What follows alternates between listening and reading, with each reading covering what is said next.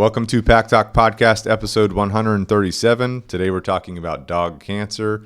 We have Dr. Rossetto with us, who's a veterinary oncologist. Let me know if I'm saying anything the wrong way. That's right. And so we're very excited to talk to her because cancer is one of those things, at least I felt like it's becoming more prevalent. It seems like there's a lot of cancer things going on, so we definitely want to hear from an expert. Get your expert opinion, educate us all on what we should be looking at, what we should be doing, risks, treatments, all this kind of stuff. But before we get into that, let's get your background a little bit. So I know you grew up in New Jersey based on your bio, but can you kind of give us the quick and easy on growing up in New Jersey and then moving from there and how you became what you are today? Yeah, so I grew up in New Jersey, ate a lot of great Italian food, and but I've always known I've always known I belonged in the South. So I applied to Duke, didn't get in, got waitlisted. So I tried to come South. I wound up going to Notre Dame, which was great. And then I really loved the Midwest. So I stayed in the Midwest for vet school. I went to Illinois. And then, so veterinarians go to 4 years of vet school, and then they can go out and practice. Or if you want to specialize or just get another year of training, you do an internship, and that rotates you through, ideally, all the specialties. So optho, cardio, neurology, oncology, surgery. When did you figure out you wanted to specialize? Was it when you were in vet school itself? Or? Yeah. I knew I always wanted to kind of have my own little niche, and then initially I thought I wanted to be a surgeon, and that changed very quickly. I got very anxious in the OR, so that changed very quickly. But oncology is just one of those specialties that there's constantly new developments and new advancements, and it is also a very it's perceived as a very dark specialty, and sad, and that's just not the case. People come to you very sad with, given their diagnosis by their primary care, and I get to give them options. Like, I get to tell them, these are the things that we can do when they're in one of their most hopeless moments. And gosh, it's such a rewarding specialty, I think. Yeah. So you were exposed to that in vet school, then you're like, I kind of want to go that route. Right, so you get a little taste of it, and then your internship is you're a doctor, you're a DVM, but you're like a baby doctor, and so you kind of rotate through the specialties, and then you can go out and practice, and you just have that 1 year of intense experience, or you can go on to residency, whether it be surgery, oncology, wherever, and then you do, depends on the residency, but 3 to 4 years of just oncology or just surgery. So it's intensive, right? Yeah, Very it's intensive. But amazing, really great. And you're with all these like-minded people who just, live and work to advance animal care. So it's very cool. So after you left University of Illinois, that's when you went to your small animal internship at University of Missouri. Yep. Right. And I love their oncology program there. They were so... they're just such a great program and such great opportunities. And so you apply in a match. So you kind of put your name in and you rank where and what university you'd like to go to for residency. And then they, in turn, all the universities will rank you. And so if you match, you match. And so I wound up staying at Missouri. I matched with Missouri and I stayed there for 3 years. Nice. Doing your oncology stuff, and then after that, where'd you end up going? After that, then I came here. Okay. Yeah. So did you get hired straight from that residency? Yes, so straight out of my residency. I applied really only in the South because that's where I wanted to go. Ready to come down south, get some of that humid weather. Exactly. Well, super cool. Quick question about your small animal internship. What were the main animals you were working on there? Is it like dogs, cats? Yeah, dogs, cats. Really, that's it. In vet school, you rotate through large animal as well, but once you kind of get into internship, it's either a small animal internship or a large animal. Gotcha. Occasionally in residency, we would treat a horse. Horses get melanomas. They get a couple different kinds of cancer. So occasionally in my residency, because oncology covers both small and large animal, though you really don't see many large animal patients, but we would occasionally treat a horse and Right. once a cow, but Yeah. not very common. Not very common. Any other kind of small animals? Like, people have guinea pigs and ferrets and hamsters and all this. Do you look there at those? is. I don't see a lot of them. There's an exotic vet in town who will treat a lot of them. They'll get, sometimes they'll get lymphomas, leukemias. Rodents get a lot of mammary cancer, but they don't usually come to see me. So it's usually just cats and dogs. Well, one quick question before we get into oncology specific things, cats, dealing with cats versus dogs. Yeah. I've seen the videos on Instagram where there's someone trying to like have a cat in the vet office and the cat freaks out, scratches everybody. Yeah. Is that like an actual thing that happens? Cats are tough. They do their own thing. They're really tough and they're used to their home environment. And so you pick dogs are like, great, happy to be here. Where's the refreshments? And cats are like, absolutely not. So, cats are challenging, but there's so many things that, there's this fear-free movement now. And so there are so many steps we can take before they get to the hospital, whether it be with drugs or pheromones, spraying their carrier with pheromones to try to kind of relax them. We have any kind of cat treat you want, and we just try to really earn their trust, because you're not going to win if you think you're just going to handle them. Like you have to earn their trust. And so obviously same with dogs, but dogs usually like us better than cats. And so you need to work a little harder and work a little slower with cats, but for the most part it goes okay. Take your time with the cats. Got yes. it. All right, so let's talk about understanding vet oncology a little bit more, because a lot of us, we don't really know. Yeah, it's very elusive Right, kind of. Yeah, right, exactly. So what is a veterinary oncologist? What do they do versus like your general vet that someone goes to for their annual checkup? Yeah, so oncology is the diagnosis and treatment of cancer. We kind of see a smattering of, some animals that just come in with a lump and it hasn't been diagnosed. We don't know what it is. And then, we work up the diagnosis and then treatment. And some animals come from their primary care already with a diagnosis. They worked it up. They figured out the exact type of cancer, and then they send that to us. So they do that with blood usually, or sorry. So it depends. So scary enough, blood tests and regular routine blood work, unless they have a blood cancer, is not going to show you cancer. So you can have a dog that is riddled with cancer and their blood work be totally normal.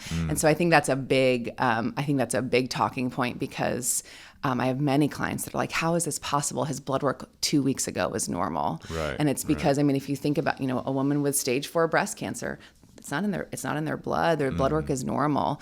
And so, yes, blood work is helpful. You need to know that pet is otherwise healthy. But really, you have to look at the location where the cancer is, whether it's doing an abdominal ultrasound to look at the abdomen or chest x-rays to look at the chest. You have to image the animal to actually find a solid tumor. Now, if it's a blood cancer like leukemia, for example, that will show up on your blood work for the most part. But yeah, you have to delve a little deeper than blood work. So my question, knowing that, is what is a general vet doing typically to find it and like tell you, the oncologist, or does someone need to go straight to a specialist every so often and get checked? No, I think general vets, especially here, do a phenomenal job. The major thing is a physical exam, right? So if it's a skin mass, you'll be able to see it, feel it. You can stick a needle in it, aspirate it, and know what it is. For the most part, that test is fairly sensitive. Feeling their abdomen, does their spleen feel big? Does their liver feel big? Doing a rectal exam. Every dog should have a rectal exam. I know it's awkward, but they get tumors there very commonly, and you don't know about them until they're ginormous unless you're checking.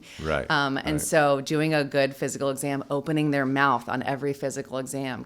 Dogs and cats get oral tumors that are really aggressive. And so, again, most owners are like, I didn't know, but his breath started smelling bad, and I thought it was just bad teeth, but it was a tumor that was infected and gross. And so, first step is doing a good physical exam and then doing routine blood work. But as they get older, I think it is important to take it one step further. I think this may be controversial, but I do think in human medicine, it is a little bit reactive versus proactive. And so you and I are not going to our doctor and getting chest x-rays every year, mostly because they don't want to irradiate give you unnecessary radiation. But, we're not getting abdominal ultrasounds or CAT scans. But in animals, because they can't say, I feel fine, but my stomach's a little crampy lately, they're not going to tell us that until they're vomiting or not eating. And so, doing staging, I personally, with my own dog, any animal I have over the age of 6, we do chest x-rays and an abdominal ultrasound once to twice a year. And that's because a lot of tumors show up in the abdomen. I know you had that terrible experience, but doing an abdominal ultrasound, looking at those internal organs and seeing if anything is brewing before they become symptomatic. Well, that brings up a good point, because you mentioned like human medicine is reactive, not so proactive. Reactive, yeah. I've gotten to where I'm like pushing my doctor for myself, and now I'm getting to that point because of my experiences. Yeah.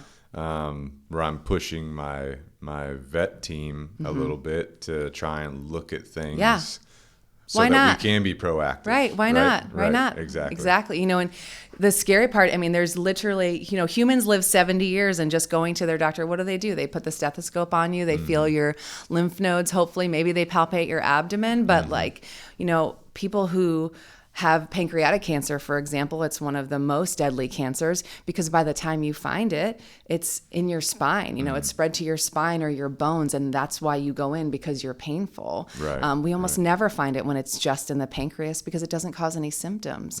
But if we were imaging these patients, and I know it's an insurance issue and all that, but perhaps we would find these things before they cause symptoms, and some of these incurable diseases might be. And so I think we just need to try to be more proactive for these patients, both human and animal. Right, for sure. Well, can you tell us about some of the common cancer types that there are in dogs, and then if there's like a risk that certain breeds, like some of these breeds, like French bulldogs, for example, they got the breathing problems, right? Would they be more at risk of a cancer because of some of their other complications? It's a great question. So Frenchies are in a league of their own. I love Frenchies, but those poor dogs. So they do have breathing problems. They are prone to like disc problems, so like rupturing a disc in their back. They're an interesting breed. Them and bulldogs, any dog with a short nose is actually they live their whole life with a little less oxygen than everyone else. So those dogs are actually prone to, it's not a very common tumor, but it's called a chemodectoma, and it's it sits right at the heart base. Again, not super common, but they get it because they're chronically low on oxygen, and it's a tumor of the little receptors on the vessels that come out of your heart that check your blood oxygen level, and they kind of regulate your blood flow and things like that. So you get a tumor of those cells. It's called a chemodectoma. So that's kind of a cool fact about Frenchies, but a little bit more rare. I think the main types of dogs that we see are going to be the larger breed dogs, so golden retrievers, German shepherds. Golden retrievers, sadly, are the poster child for a lot of cancers. Lymphoma, which is a cancer of the lymph nodes and lymphatics. So that would be probably their primary one. And then we have large breed dogs. Any of the giant breeds are going to be prone to bone cancer. So if you see any limping, bring them in. It may not just be a tissue strain. You got to look further. Don't write it off as, he sprained his ankle. I hear that a lot. If it's a giant breed dog, get an x-ray. How does that get started, like bone cancer? Like, how does that even start? Yeah, so it usually starts kind of at the near the wrist, or sometimes near the knee. Some kind of inflammation there or something? Yeah, some discomfort. And then a lot of times they're limping and uncomfortable before you see an actual mass. And so again, getting them evaluated and getting an x-ray. Holy cow. Yeah. That's crazy. Yeah. What are other like common cancers that you see like with any of the dogs that you're seeing? Yeah.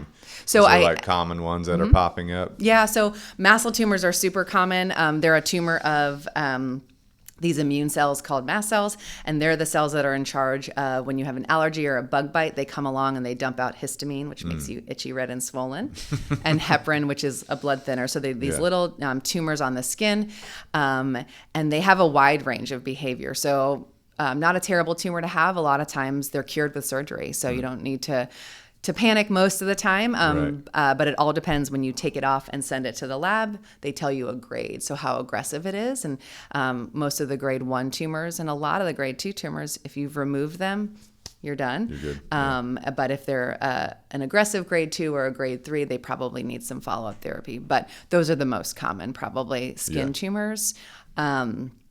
And then we see a lot of soft tissue sarcomas. So sarcomas come from that layer underneath your skin. So muscle, fibrous tissue, connective tissue. And those are tumors that also are not very likely to spread. Soft tissue sarcomas are not very likely to spread. But again, you got to remove them with wide margins, because those tumors, while they look like this, under the skin, they look like this. So they have these kind of tendrils that reach out. So when you take them to surgery, you want to get a nice wide margin, because if you just get right here and the tendrils are here, you're going to leave disease behind, and then it'll come back within 6 to 8 months. But again, a lot of those tumors are controlled long-term with just surgery. So I think that's another myth of oncology, is that they need chemo. Not necessarily. Sometimes all you need is surgery. And so I know it's scary, but it's worth talking to an oncologist or talking to a surgeon and saying, is this all I'm going to need? And it may just be surgery, which would be great. Question about these tumors is, like if you have one here, like let's say on the shoulder for one dog, and then like maybe on like the hip, are they like somehow connected? Related? That's a great question. So it depends on the tumor type. If it is a soft tissue sarcoma or even a mast cell tumor, the answer is usually no. So tumors, if it's on the skin, if they're going to spread, they almost always spread internally. So they will go to liver, spleen, lungs. So if you see another tumor, so let's say it happens a lot. I see a lot of repeat, patients, but we removed one on the front of their body, and then 3 years later they come back and there's one on their back leg. They're probably unrelated. He just is prone to these tumors. Especially if you make sure that their chest and their abdomen has no evidence of cancer. They're just two kind of totally independent tumors. Right. Is there something that makes a dog like more prone to these kind of tumors? Is it like their genetics, or? I think, certain breeds, like we talked about, there are some, environmental links. I think that's a super hot topic in the last few years. We're all trying to get rid of microplastics and pesticides and herbicides and Wi-Fi.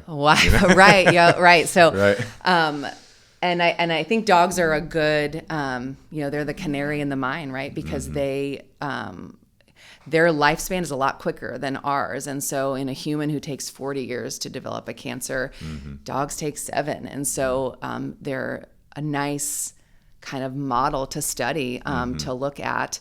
But the studies are still very controversial, I think, on these environmental factors, just because we don't have enough patients and enough control. So essentially to prove, so remember, association is not causation. So just because this dog got cancer and his lawn was treated with Roundup doesn't mean that Roundup caused it. So association is not causation.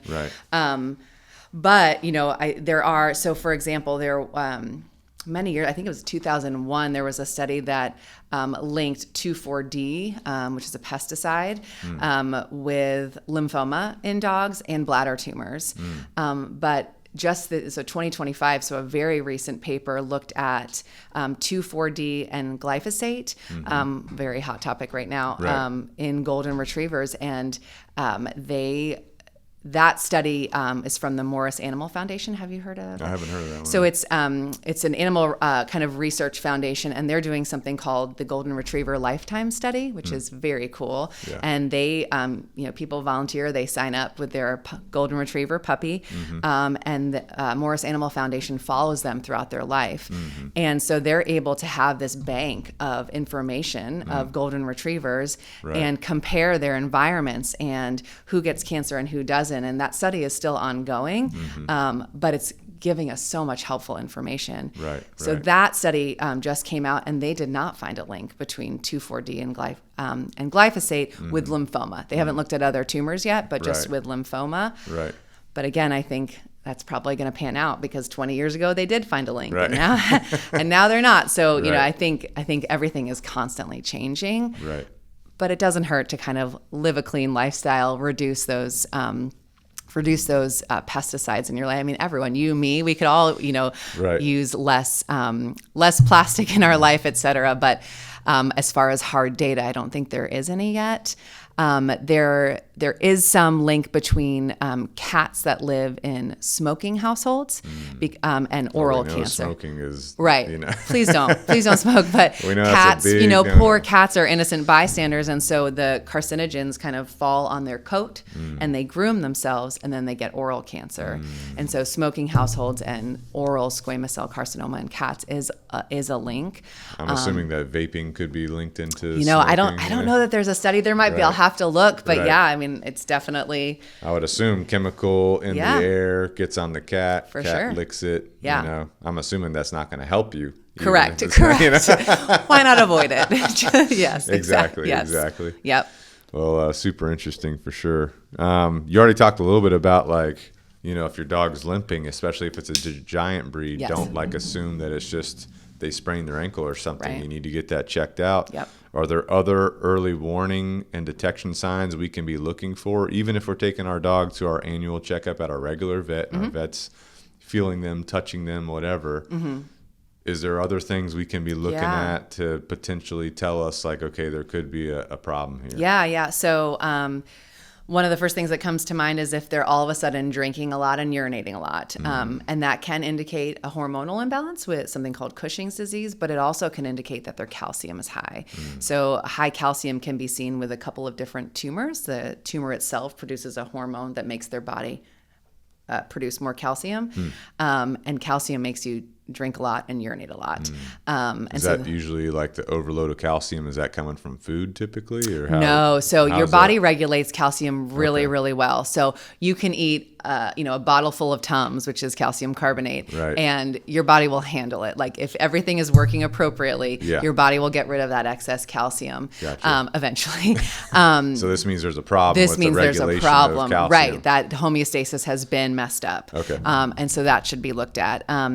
Any change in appetite, energy, with no obvious explanation, I have a lot of clients that are no, there's no symptoms. They come in and they let's say they have lymphoma, and I say, well, were they acting weird or funny? No symptoms, just slowing down, old age. And then we treat the dog for lymphoma, and he starts to be so much more energetic, et cetera. And in hindsight, they're like, I just thought he was slowing down, but slowing down with no explanation, just because he's old doesn't necessarily, they slow down a little, but a lot of people are like, oh my gosh, it was the lymphoma the whole time. I just thought he was becoming a lazy dog. And so any change like that in your dog, if your dog, chases the ball until he falls over and then he stops doing that, investigate. Maybe it is old age, but I think it's worth investigating. For sure. So change in behavior is a big one. Yeah. Drinking, urinating, straining to urinate. They could have a bladder or prostate tumor. My big soapbox is appetite. So a lot of, these dogs eat the same diet for most cases. Some people cook for them, but for the most part, they're eating the same diet for their whole life. If one day they stop eating it, they're not bored of it. Something's wrong. And I think, and people say, oh, he stopped eating his dog food, but he'll eat snacks and he'll eat this. It's still that's a flag. That's a red flag. And so I think that if that's kind of jumped on earlier, again, we'll kind of detect things earlier in these dogs. But dogs don't all of a sudden get bored of their food after 10 years of life. They're not bored, on Tuesday. Something is different. We need to investigate.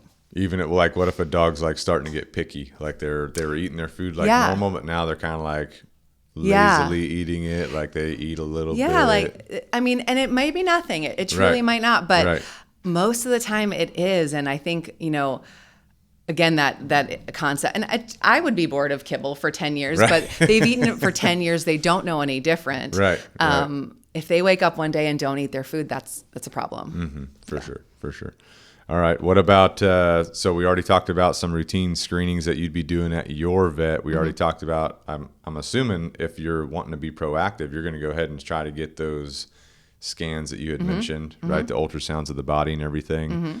What are some things that owners can do to reduce the risk of their dog getting cancer? Like let's say someone gets a puppy, thinking about the ground up. What are we going to do this dog's whole life? I know to reduce cancer risk? Yeah, I mean, I think just, again, there's no causal link yet, but I mean, the things that are suspicious, right? These herbicides and pesticides, we can reduce those. No smoking in the house. Diet comes up a lot. There's still no proof that there is a link there, but trying to get them, a good healthy diet, right. And just avoiding the same things you would do for yourself. But other than that, there's not a whole lot. I mean, I think, for example, these giant breeds, if they're going to get bone cancer, they're going to get bone cancer. There is a lot of data on waiting until after your giant breed dog is fully grown to neuter them, and that could reduce bone cancer. So if you have a giant breed dog and you're going to and you want to neuter them, I would do so after 1 to 2 years. So I wouldn't do it early on. I would do it. That has been linked and is a fairly consistent finding. That's because of the testosterone circulating. Yeah, exactly. So that would be something that specifically a large breed dog owner with a male could do. If they were to keep that dog intact its whole life, would it help with? Because I know so we don't know the benefit after that 2 years. Right. But it's a good question, I think, and hopefully the golden retriever study they'll when they finish collecting all their data, hopefully we have a lot more information. But again, it will just be on Goldens. Yeah. Because I know, I've had this discussion with a lot of people, and I've talked to other vets in the past. They're like, you want to neuter as early as possible, but I know that most people are concerned about accidental litters because there's some and it's a pain to have an intact male sometimes. If it's a giant breed and it were me, I wouldn't be neutering until probably 1 to 2 years. Yeah, gotcha. What about supplements or things like that? Is there anything? Because I know, with the heart, one of the things is omega-3s are big, right? Is there any supplements that are big in helping us prevent cancer as time goes on? Not that we know of. You mentioned the heart. Some dogs are prone to, or certain diets, they get a taurine deficiency, and their heart gets dysfunctional because of the lack of taurine. So that for those specific dogs, taurine supplementation is helpful. But for a dog that doesn't have that issue and who is on a good diet that has taurine in it, supplementing taurine is not going to help. So there's not a whole lot of things that, other than kind of trying to keep our lifestyle as clean as possible, that are going to really prevent cancer. Gotcha. Any exercise considerations? You want to make sure you're walking your dog to keep blood flowing and organs moving. But, I mean, I think that's good. There was I think it was way back, this is pulling from my residency information, but there was a study out of Europe that found that dogs who were obese, I think between this maybe 9 to 12 month period of their life were more prone to cancer, but it was just that finite 3 months. Again, so you're like, is this real or not? But I think keeping your dog healthy and fit is good for everyone. It's good for their joints. It's good for their overall health, and so I think that can't hurt. But does it really prevent cancer? I don't know if we know. Gotcha. Yeah, I figured obesity is not good, right? Because it's putting an extra toll on you. You have more, visceral fat and all that. Yes. So I assume that's not good for a dog long term. Yes. But I was just wondering about that because I know, with humans, at least from my understanding, I'm not in the medical realm at all. But, as we age, our body changes. It stops working as efficiently. So maybe a supplement here helps us pick up for this thing that's starting to lack, or, hormone therapies for men and women. As you age might benefit you. So I don't know if these kind of things are even thought about in the dog world. I think people think about it, but there's just no overt proof right now. Right. But I mean, again, hopefully every year, every day things change and we get new information. So right, gotcha. So let's say someone comes to you with their dog and you figure out they have some kind of diagnosis with cancer. What's typically the process? Like, let's say you evaluate a dog, you find a cancer. What's your process with diagnosis? And then what do you talk about with the owner, depending on the stage of the cancer? Yeah. And all that? So it depends if it's a solitary kind of discrete cancer or a systemic cancer. So a discrete cancer would be a tumor on his leg. A more kind of liquid tumor, like we talked about, would be leukemia or lymphoma. Those are that's a cancer that is kind of omniscient. So it's in your tissues. So lymphoma is these cancerous lymphocytes in your tissues, and leukemia is the same cancer cell just in your bloodstream. And some dogs have a little of both. And that cancer, you don't take that out. You don't do any surgery because it's, diffuse. It's, right. And so you treat that with chemotherapy specifically. And lymphoma is one of the most rewarding diseases to treat because it responds very rapidly. So a dog comes in with huge lymph nodes, feeling miserable, dehydrated, not eating, and we start treatment, and in 3 days the lymph nodes are gone, and they're feeling, it's just such a rewarding disease to treat. Right. And so because they come in so sick and you turn them around in 72 hours, there's not a whole lot of things that you can do that for. So for dogs that come in with those, kind of a more diffuse cancer, we stage them to make sure that till we know where all of their kind of components of disease are. And then we proceed with chemo. For a dog with a discrete tumor, so let's say a tumor on their leg, osteosarcoma, for example, we do the same. We stage them and make sure there's no evidence of it anywhere else, and then we remove the tumor if they stage clean everywhere else. And then depending on when we send it in, depending on what that tumor looks like under the microscope. Is it low grade? Is it high grade? Then we decide if we're going to follow up with chemotherapy or not to try to prevent that from spreading. Because even so, people always ask, well, why are we doing chemo if you already looked in my dog's chest and his abdomen with these imaging studies and we took the tumor off, it's gone. Why are we doing chemo? Right. And it's because the specific kind of pathology of the tumor under the microscope tells you the potential for this to spread, the potential that 1 or 2 cells snuck out of that tumor before you got it off and tried to spread to other places. And so that chemo is aimed at those 3 cells that escaped already to try to kill those before they make it to the lungs or the liver or the spleen. And so that information, taking the tumor off and sending it to the lab, that pathology is so important to know, are we done with just surgery or do we need follow-up? Gotcha.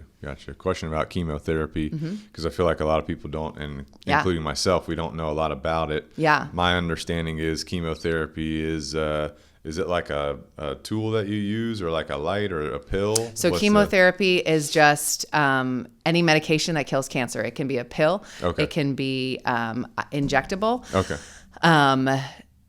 So radiation, I think you kind of alluded to, radiation is a beam of high-powered X-rays that is aimed directly at a tumor or a scar where a tumor was removed, but we left some cells behind. Right. Radiation will clean that up. Okay. Chemo goes to the whole body. Gotcha. And so very different. So chemo is the goal of preventing spread, whereas radiation prevents regrowth of that tumor at that scar. Gotcha. And chemo is such a scary word for everyone, because in humans, you have a person who's diagnosed with cancer and they blast them with chemotherapy to kill as much cancer cells as possible, but in turn also harm that human with the goal of getting them to live another 40 more years. Right. In dogs, even if we were to cure them of whatever this cancer is that we're treating them for, they're not going to live another 40 years. And our goal is to kill as much cancer cells, as many cancer cells as possible, but not harm the patient. And just the goal is let's just not have this cancer come back in his lifetime, which for a 14-year-old dog that I'm treating, maybe 3 years. So I just need to make this cancer stay away for 3 years or more. You know what I mean? Right. So it's just such a different mentality. And for me, the dog walks in my door and his time clock starts now, not a year after chemo. And, and so we don't want to make them miserable for any amount of time. We want them to feel good now. Right. And so our treatment that's the goal. No one would come to see me if my treatment was worse than the cancer itself, Right. So, very different mindset. I don't know if I could do human oncology. It's just so very different. Right. Because you see, I've had people, unfortunately, they've passed away from cancer or whatever, but they've been through the human version of chemo. They lose their hair and things. And my understanding is the chemotherapy is it's assaulting the cells, but it affects the cancer cells more than the other cells. But that your hair cells, for example, are weaker. Yeah. So that's why hair loss happens. Really, so you have those innocent bystander tissues. So chemo, there's several types of chemo, but traditional chemo is just going to target fast growing cells. So the cancer is fast growing, but also your gut. So that's why you vomit and you have diarrhea when you get chemo. Your hair cells are fast growing, and your bone marrow cells are fast growing. So those tissues are the most targeted. That's why people lose their hair. They get very GI sick. GI problems. And their bone marrow, their bone marrow cells, their white cells dip, which is why they have to wear masks and, wash their hands and not be around young kids or out in the mall because their bone marrow is so suppressed. And so they don't have enough white blood cells, which is another reason in dogs that we can't use the same doses in humans because, dogs don't wear masks. They don't wash their hands. They roll in the mud. They eat poop. You can't suppress them like we do in humans. So again, very, very different. Right. So let's say someone comes, they've done this chemotherapy and all that. Does that go on? Are you doing that long term? Are you doing it for okay, we've resolved the cancer as best we can. Now you need to stay on this or this chemotherapy for a year or two to keep it down. What's the long term? So it does depend on the cancer. Most of them have finite courses of chemo. We don't just kind of do it indefinitely. There are some that we might do some sort of maintenance oral chemo indefinitely. But for the most part, it's a finite period of time, and then we monitor thereafter. Gotcha. Any other upcoming treatments that the vet world is looking at with dogs?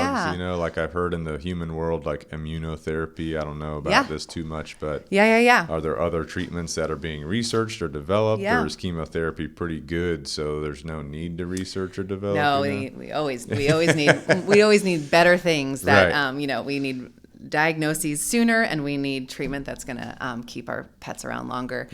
So there is. So in 99 or 2000, it made the cover of magazine. It was the first targeted chemotherapy called Gleevec for humans.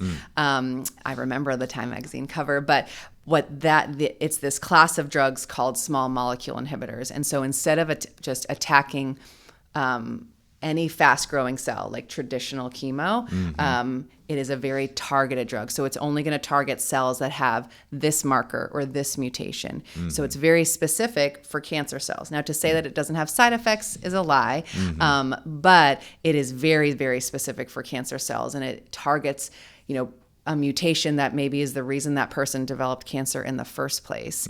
And so these are oral pills, and they are a very big deal in humans. We use them in dogs and cats as well, but they're a very big deal in humans, to the point where now every time you get a biopsy as a human, it gets sent for regular pathology. So someone looks under the microscope and says, this is a carcinoma or whatever.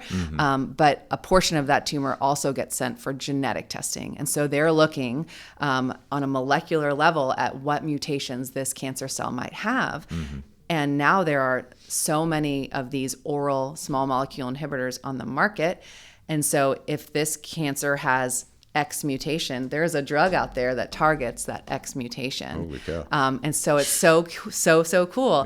I use the analogy of, like the old fashioned light switches in like if you've ever been like in a warehouse and someone put duct tape over a light switch to keep it permanently on. Right. Same concept with cancer cells. So if that cancer cell has a mutation that has allowed it to turn permanently on, so it's constantly growing and dividing, that piece of duct tape is the mutation. And Right. there is probably a drug out there that comes along and rips that piece of duct tape off.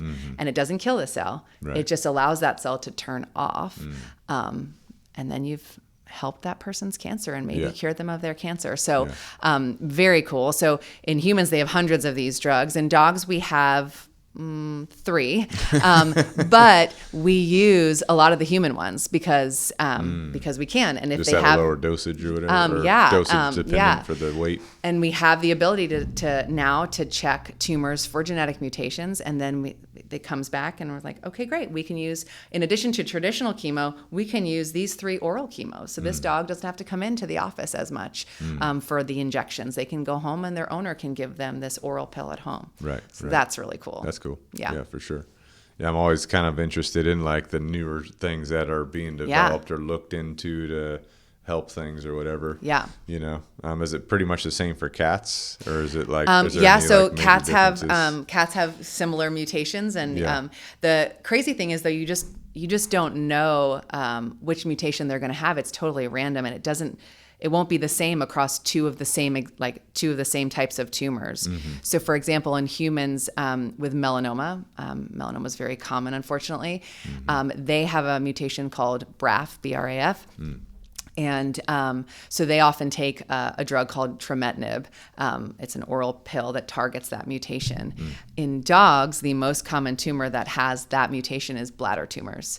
And so we use a human melanoma drug for canine bladder tumors, but it's treating the same mutation. Right. So it doesn't have to be the same tumor. It's just, but yeah, we do it's the same for cats. We can use those drugs. The genetic testing for cats still isn't there yet. Right. But it's pretty good for dogs. So they need to work on that. Gotcha. Super cool. So like you were talking about earlier, like you're getting your dog, I think you said ultrasounded at least once a year, maybe twice a year. He's a beagle for the listener. He's a bad beagle. Very bad. But so are you doing like your office does that or an internal medicine, or is it like I will do it, or my hospital, I'll bring him in, and just sign him up, and he'll get some chest x-rays and an ultrasound, Yeah, I'm wondering because we have listeners that are all over the place. So if they can locate a oncologist close to them, the oncologist can do these the oncologist can do it. Their regular vet might be able to do it. There's a lot of radiologists who do ultrasounds that visit different primary care clinics like once a week. And so they can kind of see if they can get an ultrasound done there, especially if it's just for preventative measures. Right. If there's any question or they see a mass or whatever, then do a more detailed one or whatever. And then the radiologist will do a great job. And then if they see a mass, then that's when they usually get sent to us. Gotcha. Okay. Sounds good. So like, let's say someone's dog or cat, they get diagnosed with cancer. Like let's say they've come to you, they get diagnosed, you come up with a game plan. All right, this is what we can do. How do you recommend that person support their pet, or is that person, I'm sure when that person is first told what's happening, very emotional, they're trying to figure out how did this happen, what can I do, what are some ways that pet owners should support their pets during treatment? Should we expect, like, I guess it depends on the level of treatment, but do we expect our pet to be like, low energy for a little bit? Or I know you said we're looking for improvements as quickly as possible. So what are we looking for as far as supporting our pets during this diagnosis and treatment? So it depends on the cancer. So if it's, for example, lymphoma where they come in really sick, the owner should just notice them getting better. They won't notice really any chemo side effects because their dog was so sick to begin with. We're just seeing them getting better. For a dog, let's say, that had just a tumor on their leg, it's not anywhere else, but we know based on that biopsy that it has a high risk of spreading. So I'm going to recommend chemo to prevent that. So that dog feels great. So we give them chemo, let's say every 3 weeks for 5 doses. Typically what we see is about day 3 or 4 after we give the chemo. So let's say today's Friday. They got chemo today. Monday, you might notice, he only chased his ball 7 times versus going until he collapses. Or he only ate half of his breakfast, but later in the day he came back and ate the rest of it, which is unusual for him. Right. So subtle things like that, Right. that's the most common. And it's on day 3 or 4, but then it's gone. Yeah. So most people, if it's every 3 weeks, so it's a 21-day time period between chemos, most people feel that 1 day out of a 21-day period for their dog to feel a little down is acceptable, right? If they felt sick the whole time, that is not acceptable. Right. But most people feel that's an acceptable dip. Right. Only about 5% of dogs will get really sick where we need to hospitalize them, give them fluids, et cetera. Gotcha. But for the most part, I would say 50% of my patients, owners are like, oh yeah, he had a little dip. And then the other 50% are like, oh, I didn't notice anything. Yeah. He's fine. Gotcha. So yeah. Well, one thing I was wondering too is there are people out there that just love playing ball with their dog. If my dog has cancer, is feeling off, I don't know. From my perspective, is that a good idea to push their system? Because when they're playing ball, they got the adrenaline flowing. Yeah. Their blood's pumping. Yeah.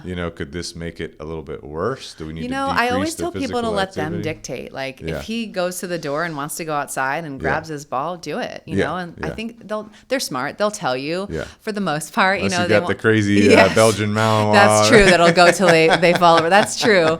But for the most part, if there's no concurrent disease, like if they don't have heart disease or something like that would in fact limit exercise, I just say let them dictate it. If they want to go outside, let's go. Because they need mental enrichment too. I think that's huge in humans. During going through chemo, you just want to make sure that kind of holistically that patient is taken care of from mental, emotional, and physical. Right.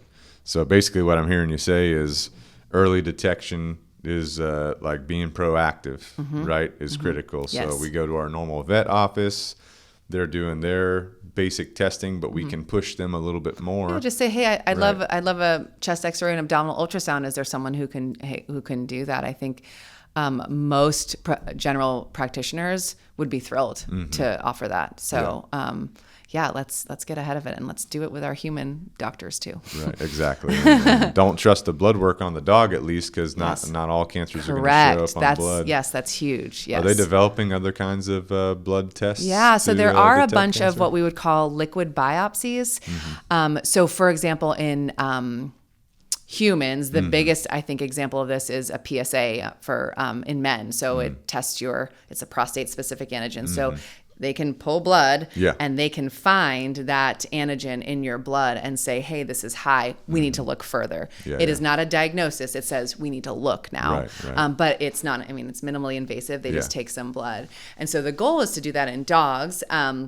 And there are a couple of blood tests in dogs currently that will trigger further evaluation. Again, it's not a diagnosis. These tests are to be used in dogs that are healthy. So if a dog comes in sick or a dog that we know has an abdominal mass, running this test on them is a waste of everyone's money, right? Right. But if they are otherwise healthy and we want to know, and we just want to get a little bit more information, pull some blood, run one of these liquid biopsy tests. And if it's high, okay, that triggers further evaluation.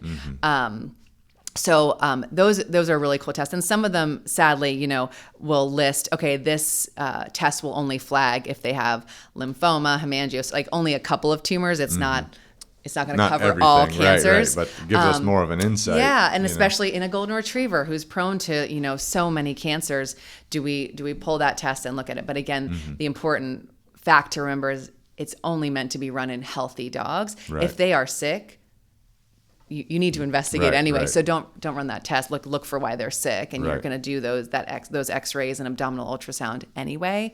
And so that test is not really helpful in those cases. Gotcha. But basically, if we go to our general vet, they detect something, or if we ask for that extra ultrasound, they find something, then we're going to be coming to an oncologist, to look at that further. Yeah, and to see what options you have. And then look at the options, right, based on the stage of the cancer and what's going on. Yeah. Now, and it may not be as bad as you think. I think that's a good soapbox because people, cancer's a terrible word, but it's very much an umbrella term. It covers things from very low-grade tumors that are cured with surgery all the way up to very aggressive tumors, but they're almost always really good options. And so don't panic, Right, you know, right. go hear what your options are. Exactly. Because I know if I heard about it, I'd be freaking out. Panicking. You know? Yes, for And sure. if like, let's say our dog needs something removed surgically, like whether it's one of those random like masses or something, that's not you doing that, is it? No, you don't want me doing surgery. So how does that work? So we have surgeons at our practice that Okay. all they do all day, every day They just is pull these surgery. out? Yep. Yeah. But a lot of tumors, you know, a lot of skin tumors, a lot of these masses, your regular vet can also remove. They all were trained in surgery. They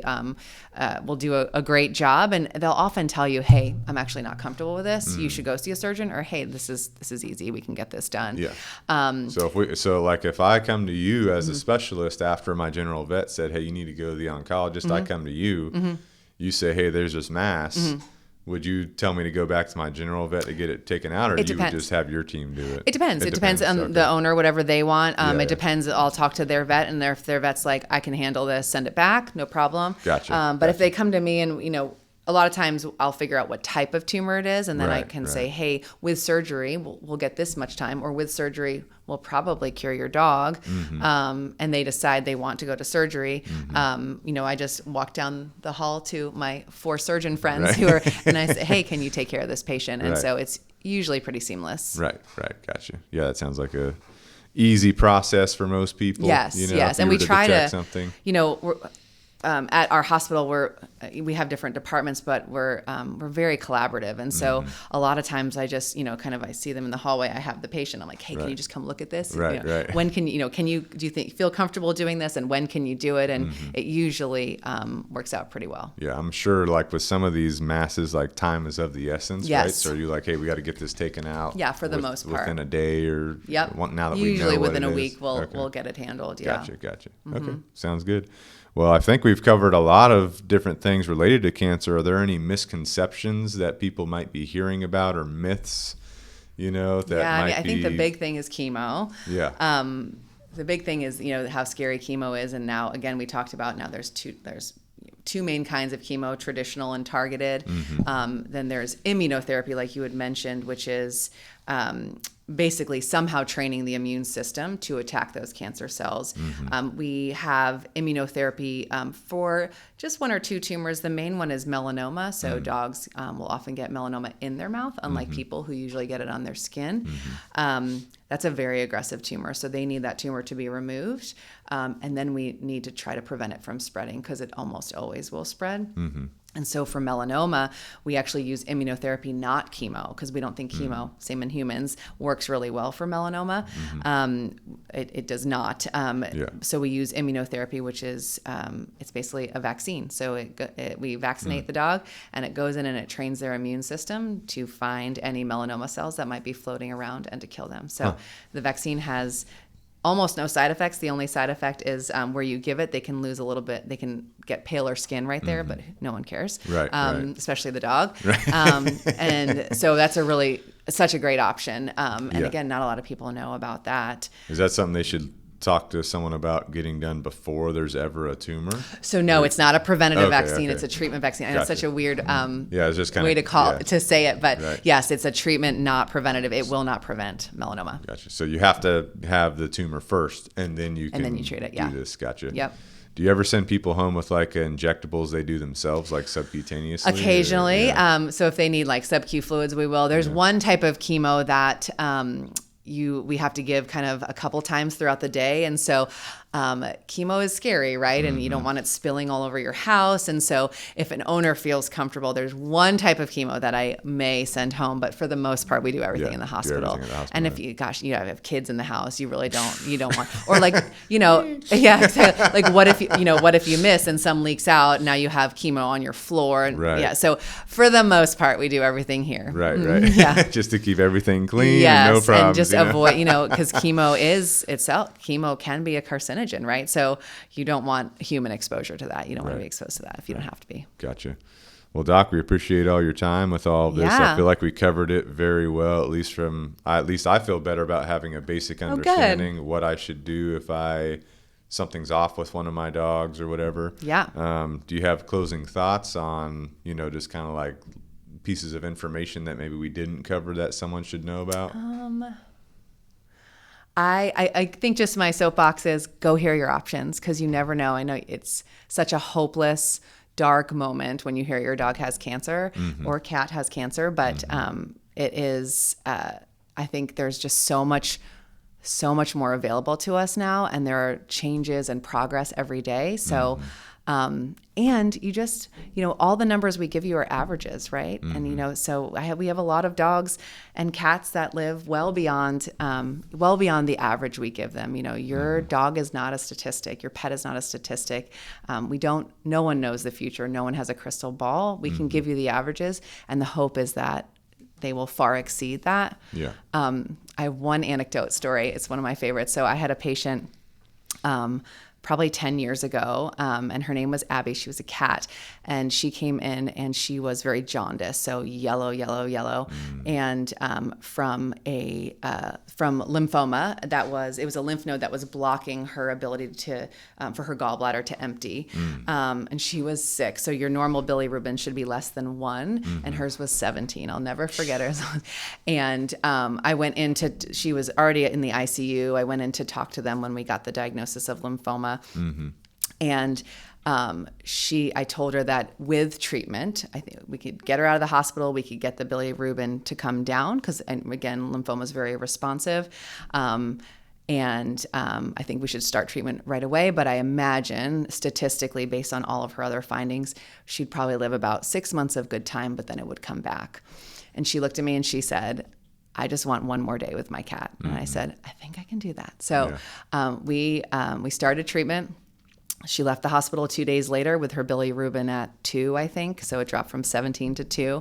And she lived 7 more years. Wow. To this day, because she's a friend of mine now. Yeah. And so we keep in touch. I've treated her other cats since then. Yeah. But to this day, we joke about how she only wanted one more day. Yeah. And she got 7 years. And so you never know. Right. No one knows. No one has a crystal ball. So For sure. I always say, if you don't play, you don't win. So I think that's a good point. Yeah. One last question for you. I just thought about, what about you've ever dealt with, I'm sure you have, dogs that are like difficult to be handled, you know, like they don't like being touched or they don't like being handled. Now they're in pain. Now you have to handle them. Yep. That's part of the process for what you do, obviously. Yeah. Yeah. And and for dogs getting chemo, it is challenging because dogs who get chemo, they have to sit still. We don't restrain them really usually during chemo. We have 2 nurses there, one administering the chemo, but a lot of chemo has to be given in a perfect vein. So you have to get it on the first try. You can't kind of move it around. Because if the chemo leaks out of the vein, it can cause you to lose your leg, like it is or slough your tissues, and so they have to be good. So there are some dogs that will give them a little kind of have their owner give them a little Valium at home before they get to the hospital, because once they're at the hospital, you're already amped up. Your drugs aren't going to work as well. Right. So a lot of times, if we know that they have anxiety in the hospital, we give some owner the meds ahead of time. That helps. But it also depends on why they're so angry at you. Like, are they painful? Let's give them some pain meds. We have great drugs for this, Right. But like we talked about with cats, sometimes you go slow, you earn their trust. We have lots of good treats. We have cheese and all kinds of treats for them and toys for enrichment. And so most of the time, even if a dog starts out mean, and we have several kind of glow ups, if they start out mean and aggressive, by the end we're so proud because they're like really good patients and love coming to see us because they get those treats. We take our time because again, if you're just gonna like restrain them and use bruticaine, we call it, just brute medicine, like that's not benefiting anyone. That dog's not going to want to come back. It's a miserable experience. We want it to be a good experience. And so fear-free is we are a fear-free hospital, and so again we have to earn their trust. Like there's no other way. So good to hear. So, all right, Doc, appreciate your time. How do people, if they want to work with you or get in touch with you? Some people may not even they may be a couple hours away from us. Like right now, we're located in Mount Pleasant, South Carolina. Your office is in Mount Pleasant, right? It's in West Ashley. West Ashley, South Carolina, which is about 30-ish minutes away from Mount Pleasant, close to Charleston, South Carolina. So if someone wants to work with you, come to you, or come to your hospital, how do they get in touch? Is there a website, phone so, number? our website is charlestonvrc.com, and for Vet Referral Center. And you can log on there. You can go on the portal and just request an appointment. Okay. They can do all that online? Online, yeah. Okay. You can, and you don't need a referral to come see us. If you're like, I just want to go talk, Right. come on in. Right. You don't need a referral from your vet, but if your vet found something, they can send a referral as well. Or you can call us 843-614-8387. And that's another easy way to get in touch with us. So we have a brand new building, so it's very exciting. Awesome. So if someone's like, I want to have you ultrasound my dog to look at, they can just do that through the portal, make an appointment, and they can meet up with you and talk about how to do that. Yep, absolutely. Good. So let's be proactive, everybody. Proactive. And not reactive. Exactly. Take the best care of our dogs and ourselves too. Yes. Which I just had my blood work done recently. I did the PSA that you were talking about. Oh yeah. I'm good to go for right now. Good. Good. I'm glad. So, but I do look into all that. My blood panel is very robust, and so I try to do the same thing with my pets as best I can. Yep. So, absolutely. but I feel like that's what you have to do. I feel like you have to take charge. You have to be an advocate. Right, for yourself. For yourself, and for your family. Exactly. Yeah, for your pets. Absolutely. So, yeah. No one cares more about your family, your pets, your health than you. And so no matter where you go, you have to be an advocate as far as medical, Right. Read everything you can and choose a good resource, right? Blogs aren't always the best choice. Right. Choose, some published papers. And I don't think any veterinarian will be upset if you're like, can we talk about this? Or I heard this, and have an actual open conversation about it, because people bring me things all the time, and I'm like, you know what? There's no data on that, but I think that there's no harm in it, so let's try it. And so you just have to have an open line of communication. Yeah. Good. I think it's good to have a vet or a doctor, if you're on the human side, that's open to that conversation. Because to me, if someone says they're not open to a conversation about something that I was reading, I feel like that might be a red and you flag. shouldn't be dismissed. Like, let's talk about why that may not be good for your particular scenario, right? But it's worth that conversation. And if you're being dismissed, you should probably choose a different primary care practitioner. Right. Because today's world's a little bit different, because everyone can listen to a podcast, they can watch YouTube. You can ask ChatGPT. Exactly. It is crazy. Right. I have many people and sometimes they're dead on, because ChatGPT will pull publications, but sometimes it's very wrong. So again, just have a conversation. Right. But I'm sure that makes it challenging for you, because you might have someone come to you, I read this on the internet, and they are convinced that what they're saying is true. Yeah. And you're like, hey, I'm trying to explain it. They're like, no. Yeah. ChatGPT told me this. Yeah. I mean, I think as long as you approach it, hey, this is why that I don't think that's a good idea. Right. If I truly think it's going to be detrimental, but there are some things where I'm like, well, let's try it. Yeah. Worth it. Awesome. I don't think if it's, first do no harm, then let's try it. Yeah. Gotcha. All right, Doc. Well, thank you very much. I appreciate your time. We'll put your contact info in the link below. Perfect. In case people want to reach out to you directly and try and get, into the hospital. Absolutely. And we'll put the portal on there and everything. So, but very much appreciate your time. I feel like this is something that we don't know a lot about, but now we do because of you. So thank you. Oh, awesome. Thank you for having me. This was awesome. Yes, ma'am. No problem. Take care. And with that, Dr. Carey just left the building. Very much appreciate her time. Cancer is one of those things that, I haven't known a lot about myself. I've looked into it. Recently, I had one of my own dogs. She was 15 years old. This probably happened a couple months ago in 2025, but she was 15 years old, started acting weird, throwing up, not eating. Took her to the ER doctor, and they found out that she had liver cancer that had completely taken over her liver. And long story short, the probability of surgery helping her was very low, and the best thing to do is going to be to, put her to sleep so that she wouldn't be in pain and wouldn't just die a painful death. So that's what we ended up having to do. Looking back now with the information that we went through today, I wish that I knew this years ago, so that I could go ahead and take action and try to do full body ultrasounds and look at the body, and you're not going to stop time. You know what I'm saying? Like, time is going to take all of us. We're not all going to live forever, but we do want to live the healthiest, best life we can. So I'm really glad we got to talk to Dr. Carey today and learn all of this kind of stuff. I know for sure things I'm going to be doing.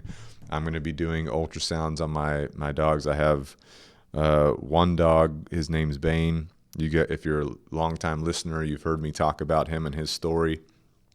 I'm setting up these internal ultrasounds for him to look at his whole body to see if we can pick up on anything. But I think that's something that we all need to do, push our healthcare team for our dog and ourselves, push them to do more, to be more proactive and not just sit and be comfortable. Because like Dr. Carey was saying too, this world that we live in today, there's so much in the world that we don't know if it affects us or not. Like, we don't really know if the glyphosate affects us. We don't know if the microplastics are affecting us that much. So what we want to do is minimize our exposure to these things and kind of optimize our health and do everything we can to be proactive and prevent disease or other things taking place. So really enjoying conversations like this. Recently we did a podcast with Dr. Jake, who's the Charleston veterinary cardiologist, to talk about the heart. We talked with Dr. Hannah Visser about our dog's eyes. Now we're talking to Dr. Carey about dog cancer, looking at getting into other specialists and having other conversations so that we get the full picture about what we should be looking at, right? With that being said, there are a lot of things that are behavior related.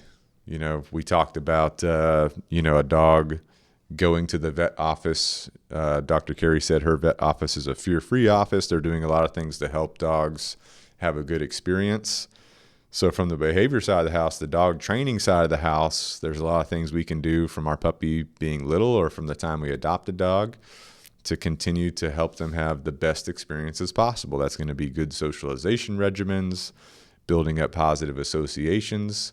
So if you guys want to learn about how to do these things and help your dog have the best positive experience and have the best behavior possible that's for you, definitely check out the Canine Revolution Dog Training YouTube channel. Got a ton of videos on there to teach you how to do this stuff with your dog in addition to this podcast. But if you do want us to help you specifically, you can go to caninerevolutiondogtraining.com. We have board and train programs. We have virtual lessons. That way we can help you no matter where you're at. We can review videos of you and your dog and tell you, our insight on how to modify what you're doing. We've got private lessons. Our phone number is 843-376-6452. And our email is info@caninerevolutiondogtraining.com if you'd rather just email us, but you can also DM us. You can go to our website, click a request a call. You can schedule a call with one of our trainers if you need to schedule a call with them right on the website there. So check that out. All right, Canine Revolution Dog Training. If you guys want to support the podcast and support yourself, you can go get a t-shirt, a hoodie, a mug, a cup, whatever you want from Canine Revolution Apparel on Amazon. You can check that out. We've got the Canine Revolution logo shirts. We've got Good to Go shirts. We've got chicken shirts, dog shirts. We've got a lot of designs that we're working on right now to come out. So keep in tune with that. That's going to support you, and it's going to support the podcast. And those shirts are freaking comfortable. And the hoodies, they're freaking comfortable, right? So make sure you definitely check that out. All right, We Feed Raw. This is a dog food company. They provide raw dog food for your dog, optimized for your dog, formulated by a PhD nutritionist. They're putting these formulas together. They've got the actual raw patties that are delivered to your door. They've also got the freeze-dried raw. If you don't want to deal with raw food, you get the freeze-dried raw option. Both are optimal diets for your dog, but all of them formulated by the PhD nutritionist to make sure they've got all the vitamins, minerals, nutrients that your dog can have, and it's delivered to your door. So what you want to do is you want to go to wefeedraw.com, use the discount code Canine Revolution, all caps, no spaces. That's going to get you 25% off your first meal plan. You can cancel a meal plan at any time or just keep it delivering to your house. And even if you can't feed full raw, like 100% of your dog's diet raw, at least get a topper going, at least get 25% to get that better nutrition to your dog. I think that's going to help us long term with a lot of these health issues that we see dogs having. All right, our next supporter here, our next affiliate is Canine Super Supplements. You can go to caninesupersupplements.com. You can get you one of the supplement formulas that they have specific to dogs. They've got the puppy formula. They've got the multivitamin formula, which is going to support your dog's immunity system. They've got the weight gainer formula. They've got the joint support formula. So go check those out. Incorporate them into your dog's diet. They come in a powdered formula that's going to be beneficial for your dog. The discount code is Canine Revolution, all caps, no spaces, spelt out, Canine Revolution. That gets you 15% off your order. That's going to help you boost your dog's nutrition to the next level. All right, last but not least, we got Jocko Fuel. This is going to be supporting you, because if you're not supported, your dog can't be efficiently supported. So go to jockofuel.com, use the discount code Canine Revolution, spelt out, all caps, no spaces. That's going to get you 10% off your order. I've got my dog on my dog and me on the Jocko Fuel fish oil. Omega-3s are some of the most important things for our dog's heart health. And so that Jocko Fuel fish oil is going to optimize the omega-3s for me and for my dog. And I think it's only, with the discount, it's like $28 for a whole bottle of that, right? And so I take a dose every day. My dog takes a dose. We do 2 doses a day, or 2 servings a day. Due to our body weight, we're both bigger, right, than the recommended body weight for 1 dose. So we need 2 doses per day. And it makes a big difference. So don't discount that. Also creatine, right? Also Jocko Go right here. Good for you, right? So make sure you check that out. Make sure you optimize yourself. Make sure you're fueling yourself with the cleanest supplements, the cleanest fuel possible. Same thing with your dog. And if you guys find value from these podcasts, please subscribe to the channel on YouTube, Pack Talk Podcast, Canine Revolution Dog Training YouTube channels. Subscribe to the show on your favorite podcast channel. Also, leave a review. All right, leave a review on your favorite podcast channel. That really helps us spread the word and spread this information to other people. And today, for reviews, if you're leaving a review today, leave us a 5-star review. 1 word helps us spread that information out there. But today I'm challenging you to put in 2 words. 2 words today. Beat cancer, right? So that's what we're focusing on today. We got to beat cancer by being proactive, preventative, and if we do get a diagnosis, have good treatment with a great treatment team like Dr. Carey and her staff, right? So thank you guys for tuning in, and until next time, this is Pack Talk Podcast.